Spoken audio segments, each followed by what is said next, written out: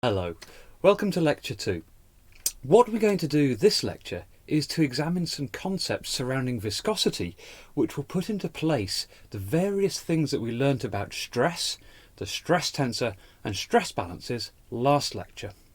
If you recall, last lecture we looked at a stress balance and we saw that the stress tensor is in fact a symmetric entity.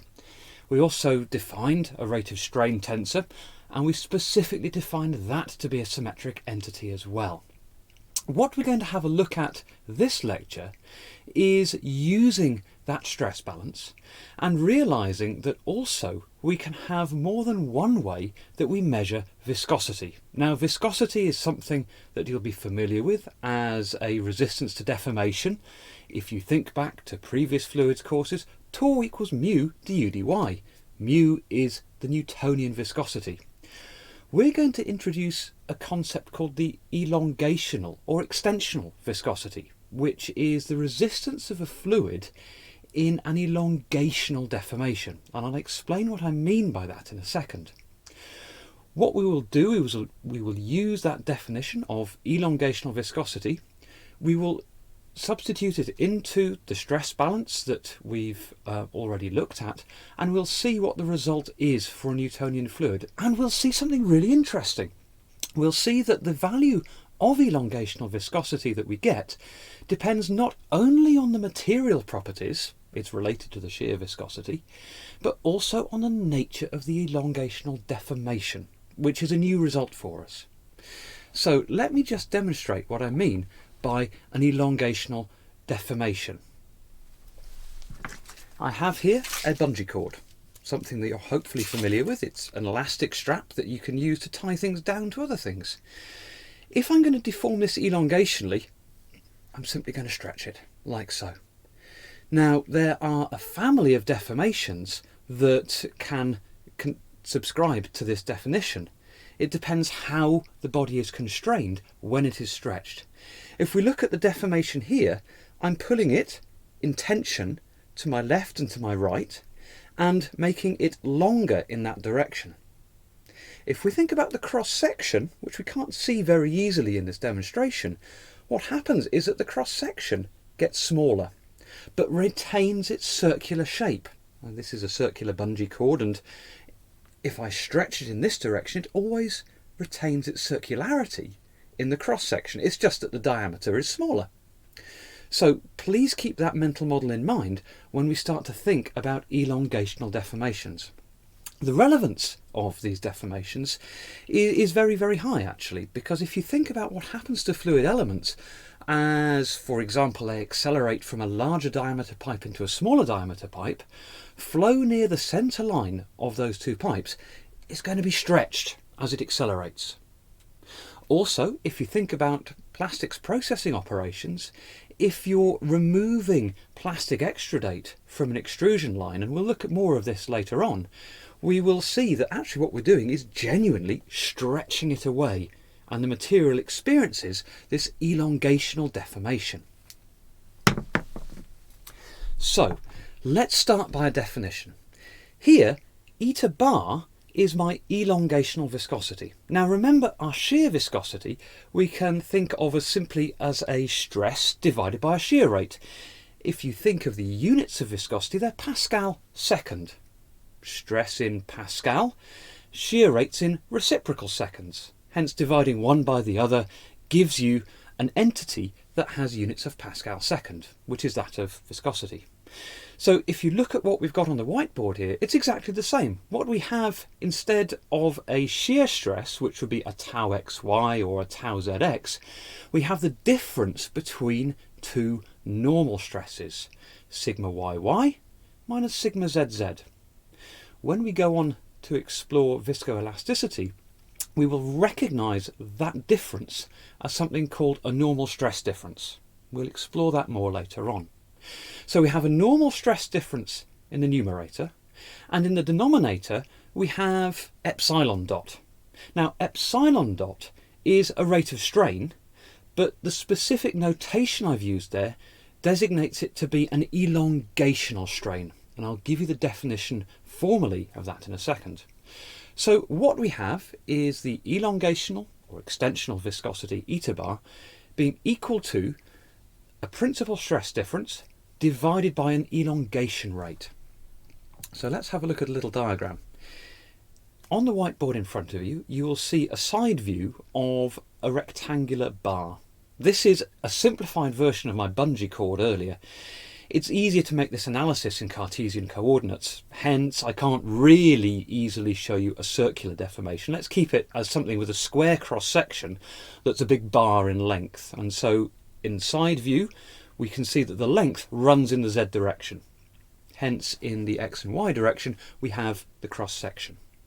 Now what we're going to do is apply a stress in the length direction, much as I did when I stretched that bungee cord, and we're going to call that sigma zz. And that will result in the bar elongating. Now let's think of the cross section.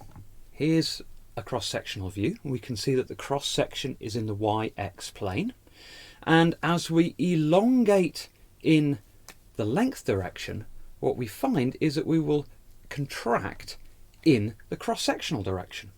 So there in red on the whiteboard you can see that if my velocity that results from the elongation is w, I'm going to relate that to the coordinate axis by my elongation rate epsilon. So dw by dz is epsilon dot. Think back to what gamma dot is defined as, du by dz, or du by dy, then we'll see that this is a very, very analogous definition. We're just using epsilon dot here to formally say, look, this is an elongational deformation.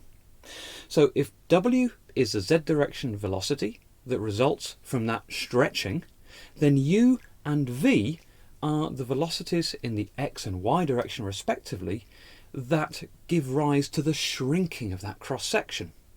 And if we think about the symmetry here, actually u is indistinguishable from v. And that's a really important concept. What we're going to do now is to take that little mental model and we're going to apply the continuity relationship to it. So we're saying right up front that this block of fluid is incompressible. If you remember continuity, du by dx plus dv by dy plus dw by dz equals 0. For those of you for whom the gradient operator doesn't scare you, that's equal to grad dot v equals 0. So let's think about continuity in the context of this deformation. Now, I've written on the board there the end result. 2 dv by dy equals minus dw dz, which we're defining to be minus epsilon dot. So let's think where this has come from. Remember continuity, du by dx plus dv by dy plus dw by dz equals 0. We can see in that cross-sectional view that u and v, the x and y direction velocities, are actually indistinguishable from one another because of symmetry. So they're equal. So u equals v. Because the shape is square and has that symmetry, therefore the rate of change of those velocities is also indistinguishable. So du by dx equals dv by dy. So if we think about that equality and substitute it into continuity, du by dx plus dv by dy, which is also du by dx, plus dw by dz equals 0, which leads us to 2 dv by dy plus dw by dz equals 0, there on that second line in the purple box. And then, if we think about how that relates to the original expression that we put on the blackboard, we can see that's how we end up between 2 dv dy equaling minus dw dz, and since w equals epsilon z, minus dw by dz is minus epsilon dot. Okay, so we can summarise this a little more neatly. We can say, look, if we're concerned with the rate of change of velocity in the direction in which the velocity is going, i.e. du by dx or dv by dy, we can relate it to the definition we've already made for the z direction. We've defined that w equals epsilon z, therefore dw by dz equals epsilon dot. Du by dx equals dv by dy equals minus epsilon dot over 2. So what we've arrived at now are definitions in terms of epsilon dot for the 3 principal components of my rate of strain tensor. So let's remind ourselves what this symmetric rate of strain tensor looks like and substitute in these results. So if if you recall from last lecture, here is my symmetric rate of strain tensor. Now, when we introduced this last lecture, we said you can tell a lot about the nature of the deformation the fluid is undergoing just by examining which components of the rate of strain tensor are zero or non-zero. So for this elongation, all the upper triangular and lower triangular parts of this tensor are zero. There is no shear involved. Every element on the principal diagonal, however, is non-zero, and if we think about the formal definition, we've got 2du dx, 2dv dy, and 2dw by dz as those entries on the principal diagonal. Now, we've already made definitions for these thinking about our uniaxial extension. And there we have on the whiteboard a simplified version of that tensor. Always simplify your tensors as much as you can before you do anything with them. Really key point that will save you a lot of problems later on. So gamma dot, our rate of strain tensor, is now defined in terms of my scalar elongation rate, epsilon dot, and we can see that epsilon dot has multipliers of -1 in the xx position, -1 in the yy position, and 2 in the zz position. So that is the rate of strain tensor that corresponds to a uniaxial extension. Okay, now remember this, on the whiteboard is that stress balance we looked at last lecture. Remember that we defined sigma here to be the tensor of all the possible stresses that the fluid could undergo. P is a hydrostatic pressure. I is the identity tensor because we know the hydrostatic pressure acts in the principal or normal directions, xx, yy and zz.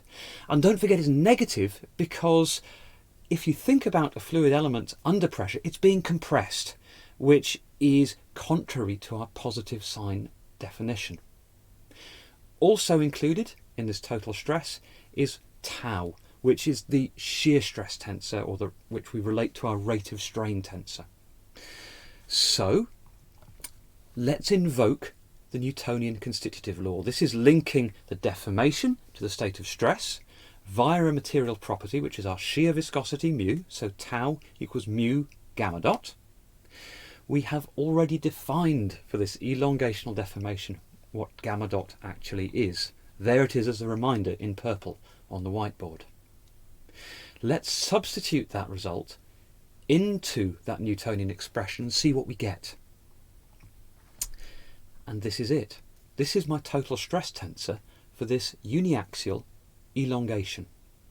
In the xx and yy position, we have identical terms. We have minus mu epsilon dot, which comes from my rate of strain tensor, minus p, which comes from my scalar pressure multiplied by my identity tensor. In the zz position, we have 2 mu epsilon dot, which comes from the zz position of gamma dot, minus p, again that hydrostatic term that comes from the scalar pressure multiplied by my identity tensor. Right, now what do? We don't know p, but we can eliminate it when we think about the definition of extensional viscosity. As a reminder, there is the definition on the screen. It is minus the principal stress difference, sigma yy minus sigma zz, divided by the elongation rate. So that green term there is my zz position in the tensor, and that's the 2 mu epsilon dot minus p. The blue one is the yy position, my minus mu epsilon dot minus p. And in that second equality there, I've just rearranged the negative sign that precedes that principal stress difference. Working the result through, we see that my extensional viscosity, eta bar, equals 3 times my shear viscosity, 3 times mu. Maybe this is a surprising result, because what this is saying is that if a fluid element is subject to an extensional deformation, the resistance to that deformation is 3 times the resistance to a shear deformation for the same fluid.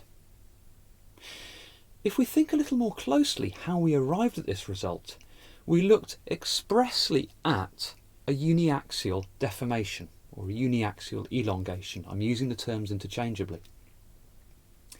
I also said at the start of this lecture that there are a family of deformations that can be considered to be elongational in nature. And so what we've actually derived here is a result not only for a specific fluid with a specific shear viscosity mu, but we've linked that into a specific deformation as well. This result only applies for uniaxial deformation. On your problems sheet, you will find a question that involves a very similar workflow getting through to an elongational viscosity for a different type of elongational deformation, that of a biaxial deformation, which is something that we write the rate of strain tensor for differently. That will be food for thought for you. It produces a different result. That's a key hint now.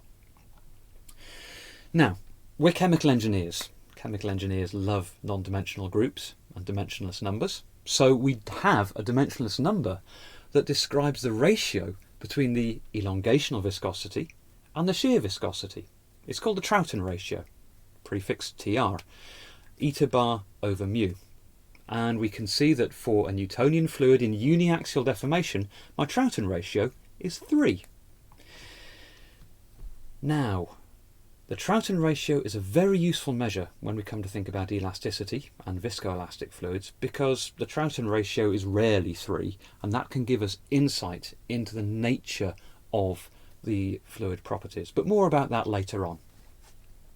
So let's summarise some key points. One of the key points to think about is that different measures of viscosity exist, and you have to get used to dealing with these different measures of viscosity. By the end of this rheology course, you will probably be familiar with 4, 5 or maybe in 6 different measures of viscosity. Extensional viscosity is very important in extension. That might sound like a statement of the obvious. However, extensional flows are everywhere in the material processing world and in the engineering world, and it's important to realise that the resistance to deformation in these flows is different to shear flows. We derived a result, and in doing so we put into use the principles that we learnt last lecture, the stress balance, how we substitute values into the rate of strain tensor, and how we get to a meaningful result. The result we got to was that our elongational viscosity is 3 times the shear viscosity, but please, please, please don't forget that not only does this apply to a Newtonian fluid, but it also only applies to a uniaxial flow, an elongational deformation. Finally, we introduced a dimensionless number, the Troughton ratio, and this is a ratio between the elongational viscosity and the shear viscosity, which is a parameter that is very, very useful in the analysis of viscoelastic materials.